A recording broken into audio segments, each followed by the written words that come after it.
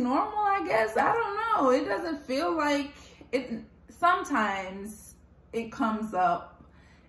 But just on a regular, every day, it's like, I don't feel like it really makes a difference in our daily routine or anything. I'm not sure. I mean, I've never been married before, so I can't say if it would feel any different.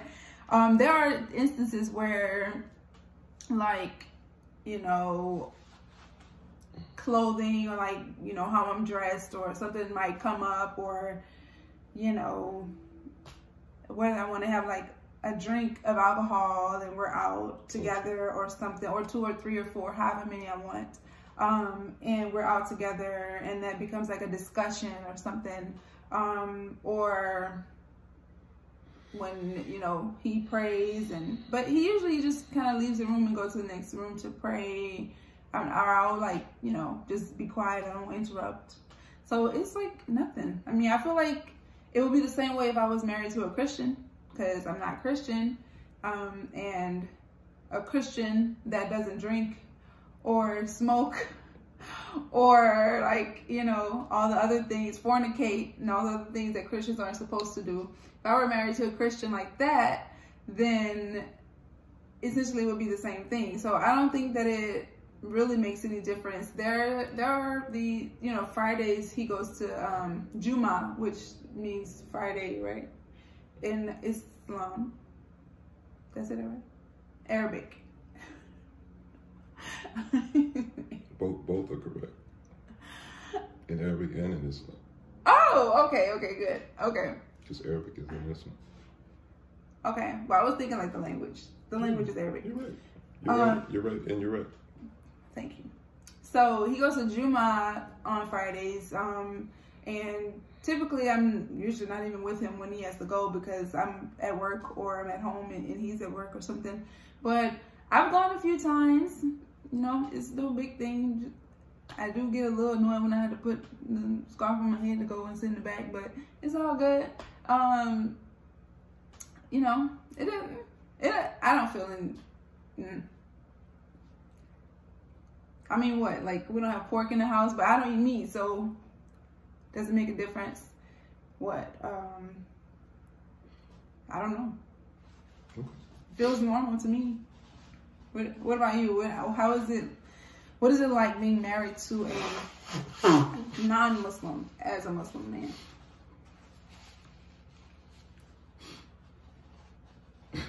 Well, in terms of rituals, it's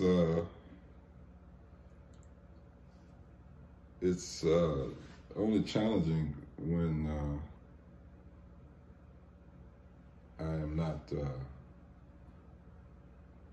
making as much connection with people who are almost like, you know, because it is a family. You know, the bonds of family do strengthen the bonds of belief. So that tends to, I mean, I'm going to take a hit there because we can't share that. In terms of principle, there are things that you just don't know you don't know. I can't fault you for that. I can't count that in the relationship, but there are real things that if someone is going to, and which would be the case in any practice. You know, if you do yoga and your partner don't do yoga, to them you just doing some exercises to breathe better. But, you know, a person who is familiar with yoga, which is centuries old tradition, healing and all this other stuff, you know, they're experiencing life on a level that through that. So that's one aspect of it, and principle that if you're going to deepen your relationship, you know, you're supposed to have a level of intimacy that starts with your spirituality. All roads end and begin with spirituality. So it does present, I mean, we're newly married, but it's not lost on me that, especially with all the examples of marriage that I've seen and the realities of life and what people need to come into their true selves continuously. It's not lost on me. I feel like at the core of people, and if you were brought up the right way, and in my definition of the right way, morally sound, good parents, or at least one good parent figure in your house, taught to do things out of kindness, and just that there's a higher being than you that created everything that you see and things like that, and like just how to reach out and give and be a good person and be kind and all these great things that people should do. I feel like aside from that, what people do with their spirituality is not any of my business. And that's just my take on it. We have different opinions when it comes to that, especially being in a marriage. But that's how I see it. I consider myself to be pretty open-minded and very understanding of people, what they believe in, how they live. But at the end of the day, if I can agree with your definitions of good character, and I could live in a house with you, and I forgot where I was headed, but essentially, like, if you're a good person and you're trying to make a difference in the world, and I'm okay with that. How you choose to define what God is or the source is or anything like that, you have the right to do that. I have no opinion about that. It is what it is. That's how I see it. Pressure to become Muslim? No. If I did feel pressured, I would let him know, and I would probably curse him out. Honestly, that's probably what I would do. But pressure to follow rituals. You're cussing people out. Sometimes. And I won't necessarily say that that's an outward pressure. It sometimes is an inward thing. Because, and I've told him this recently, I feel like I'm much younger than him, and I'm having to really take control and learn how to stand up for myself and my voice in this relationship sometimes. So I would feel like an inward pressure, like an inner pressure coming from me, because this whole thing of like compromise, right? But sometimes it can go too far. So I'll use an example. I think everyone knows about Ramadan, but just, I hope so.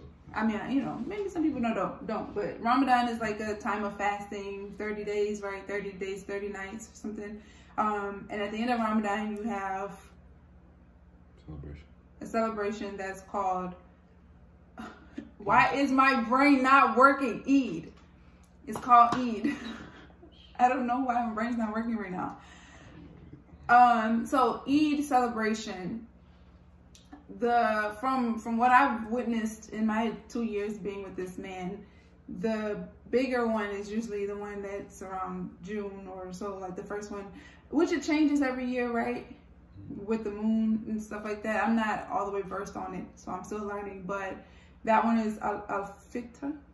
So that one, Eid Al-Fitr, is the bigger Eid celebration, and then you have Eid.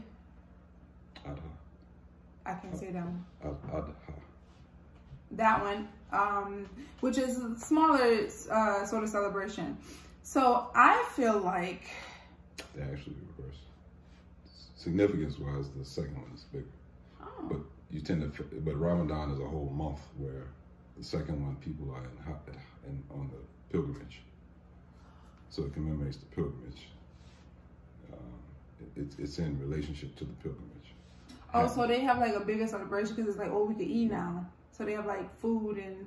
Well, no, I'm saying that it tends to be a bigger. That sounds like it's bigger. Right. Yeah, because it's 30 days and then it gets more of the notoriety and press and stuff. Okay, so I've gone to Eid, I guess 4 times now, and while I don't necessarily mind going, I've felt like one time I didn't want to go. Like, honestly, I didn't want to go.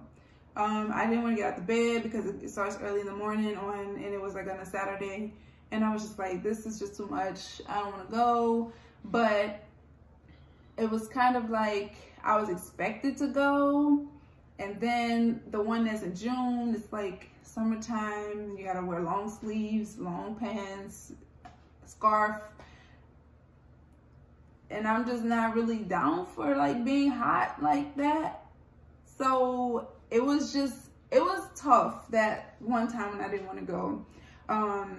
It's tough every time when I have to, well, I don't have to, but when I have put on like long sleeves or something, because I've gone to Juma or something when it was warm and it's like long sleeves, scarf. I don't like being hot, you guys. I just don't like extreme temperatures. My body doesn't get along with it. So I don't like being really cold and I don't like being really hot. So in the wintertime, yeah, I'll put a scarf on, duh. But like, you know, in like 85, 90 degree weather, I just,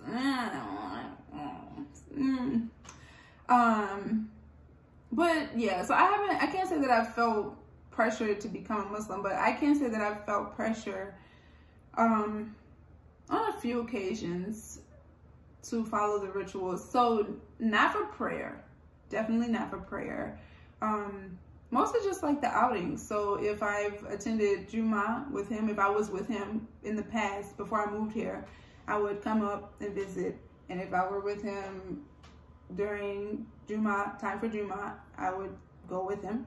And I would have to like put a scarf on, and I would have to go sit in the back and with the ladies, and it was just really uncomfortable and really different. And something that I had to really kind of brace myself for, because it was very different from what I was used to. So it was, yeah, and I was uncomfortable for the most part. It took a few times for me to not be uncomfortable as much. I can't say that I'm completely I can't say that I'm completely comfortable. Like if I were to go to Juma or something, or an event that's taking place in a masjid, I still feel uncomfortable. I don't know why. I just do.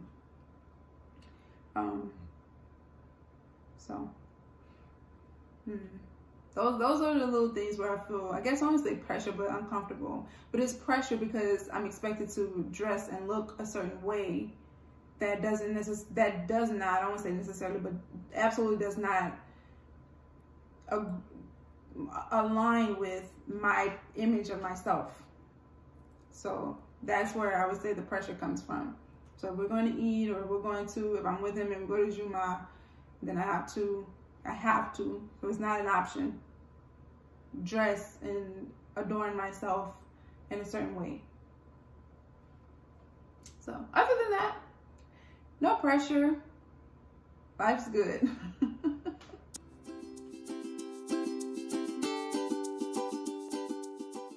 So we have discussed this. We've had this conversation. Not a lot because we don't have kids, and I don't really plan on having any kids anytime soon.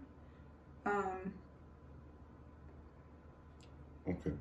Oh, okay. I thought you was like looking at me like. I ain't looking at me. Oh, you are looking at something. You're looking at me. Over there. No, you were looking at me. Somebody called me over there. I just thought I heard my name over there. I guess they did. Okay, go ahead. False alarm, go ahead. So, yeah, we don't have any kids. No kids anytime soon. But I want to raise my kids pretty much to be open-minded like I am. That's how I feel. I feel like I definitely want them to learn and know about my heritage and where I come from and my background and my family and our culture, our Southern Louisiana roots. I want them to know about that, as well as I want them to be open-minded and well-versed in several different faiths or beliefs. I want my children to choose what path they're going to take and follow their spirituality for themselves, not based on what I raised them doing or what I want to tell them is right. I want them to 100% know what they're doing and why they're doing it.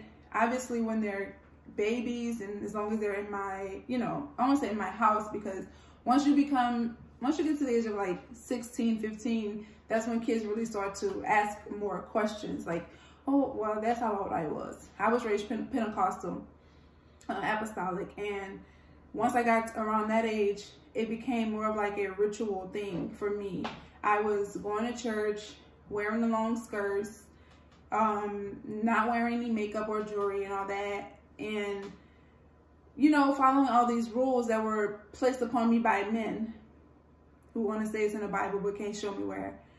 Following all these rules that women have to live by, that are given to us by the men, because I was in my mom's house. Like, it literally became that. I was doing it at a certain point, to a certain point. I was doing it because that was the rules, and I was an obedient child. I was a very good angel growing up, okay? Don't let anybody tell you that I wasn't.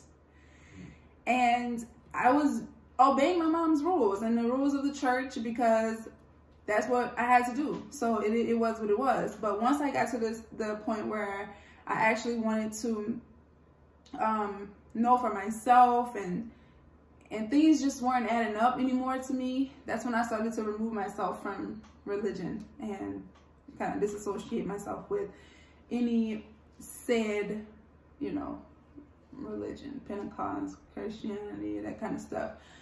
So I don't want my kids to feel pressured into anything just because that's the house that they grew up in, like the rules of the house that they grew up in. I want my kids to know what it means to be a good person and know what spirituality is and how to grow in their own spirituality, because once they become adults, they're going to need to know how to do that on their own and be stable beings in the world.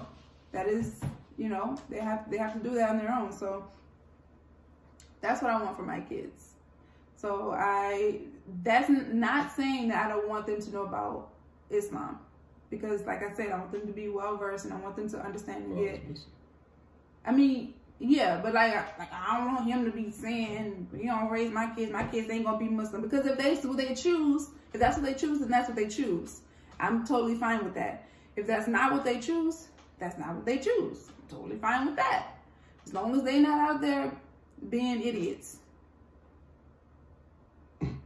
As long as they're not out there being idiots and acting like they ain't have a good mama and a good dad at home. Let's get some stats on that. All right? That's what I want, seriously.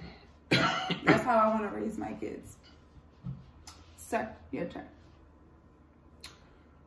Well, number one, nobody is anything except that they are authentically guided to it and exposed to it and inspired by it. And that is what faith is.